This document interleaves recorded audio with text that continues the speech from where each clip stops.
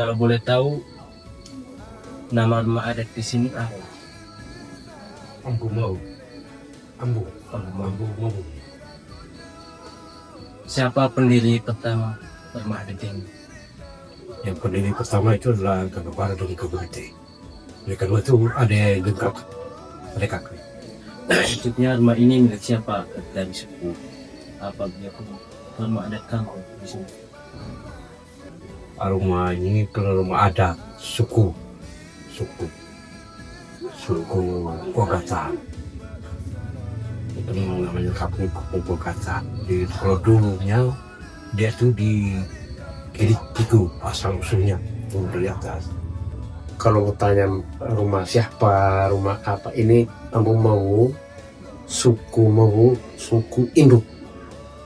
Nah, semua yang di luar ini nih keluarnya dari rumah ini. Ada suku-suku lain di sini, ada beberapa suku, tapi induknya di sini. Ada juga rumah adat dengan nama lainnya juga gitu. Ada. Ada. Kalau boleh tahu apa saja Bapak? Kalau ada Ambu Boti, namanya itu Ambu Boti, Ambu Loko, dan Ambu Posu, dan Ambu Rangka. Nah, kalau di sini kan satu, tapi dua adik kakak. Nah, kalau macam rumah adat di sini tuh, macam kalau melakukan seremoni adat itu statusnya bukan di kampung, itu di luar. Itu seremoni adatnya. Kalau macam Kembang Boti itu seremoni adatnya di dalam kampung sini. Itu sudah dibatasi dari nenek moyang memang. Itu haknya bisa kita ambil apa begitu. Mereka punya hak. Kalau macam Ambu Loko itu biasa kita tanam jagung kah, tanam padi kah. Setelah di sini dulu, dasarnya di sini dulu. Selang 1 hari baru mereka di Ambu Loko. Nah, kalau macam di Ambu Posu dengan Jurangka itu sama. Itu macam kita sedikit masalah begitu, macam misalnya perselingkuhan begitu. Itu mereka yang membawa acara untuk palu itu. Nah, nanti yang menentukan itu di sini. Nah, kepala suku di sini. Kalau itu dua itu sama, dia punya kursinya.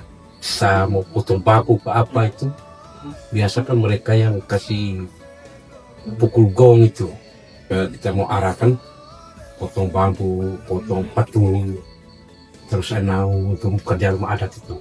Seperti itu. Nah, seperti itu ya. Jadi begini saya tambah sedikit. Ya. Tugas-tugas itu diberi dari rumah ini. Oh, kau ini tugasmu. Kau ini tugasmu. Kau ini tugasmu. Sehingga saat pelaksanaan seremonial adat tidak berkurang pas. Jadi begitu. Jadi baik Bapak, atau sebelum merenovasi rumah ini apakah ada acara adat begitu? Bukan renovasi ya. Nah, kalau mau membangun rumah adat, rumah apapun ya, itu tetap seremonial adatnya itu harus dijalankan. Nah, dari semua tiang yang ada ini hanya ada satu tiang yang harus dilakukan dengan acara adat. Nah, itu namanya Lekeone. Lekepara itu. Nah, itu di Lekepara itu kita itu mesti dibuat upacara untuk memohon ampun dan memberi makan lagi kepada leluhur yang sudah menyiapkan kita, memberi kita tanah. Lalu ada serana-serana khusus yang digunakan. Ya.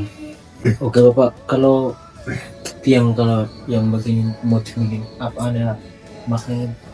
Ya, ini sekarang ini kan gambar ini naga mori buaya. Nah, Buaya. itu mau menggambarkan bahwa kita ini hidup berdampingan.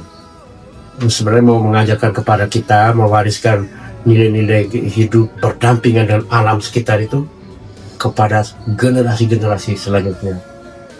Bagaimana tanggapan Bapak tentang rumah adat yang sudah ikut gaya modern gitu? Ya, itu kalau dari saya sih itu sudah pegangan budaya itu sudah tidak kuat. Nah, sudah tidak kuat. Walaupun zaman begitu. Ada beberapa rumah itu campuran, anak-anak. Itu sebenarnya sudah mau kehilangan makna spiritual dulu. Nah, itu kehilangan. Itu penilaian saya ya. Artinya pegangan dari sisi budaya itu sudah kendor, sudah tidak kuat. Nah, dan dari situ dia akan menyebar ke hal-hal lain. Seremonial adat tidak pernah dibuat lagi. Nah, lupa lupa. Di Riau ini ya 1-2 kampung saja yang masih tertib, aktif ya. masih aktif. Nah, di Riau ada beberapa tempat yang terkenal tapi seremonial adat setiap tahun tidak pernah dilakukan. Kalau di sini kan dalam 1 tahun itu 4 kali ya bikin seremonial adat itu.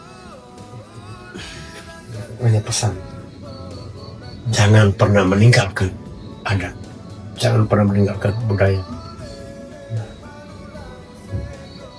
Jadi begitu. Itu hanya mau mengingatkan kita, mau ya supaya sebelum peradaban yang modern masuk, itu sudah ada peradaban yang asli, budaya asli. Terima kasih banyak dari kami karena sudah menjawab pertanyaan-pertanyaan dari kami.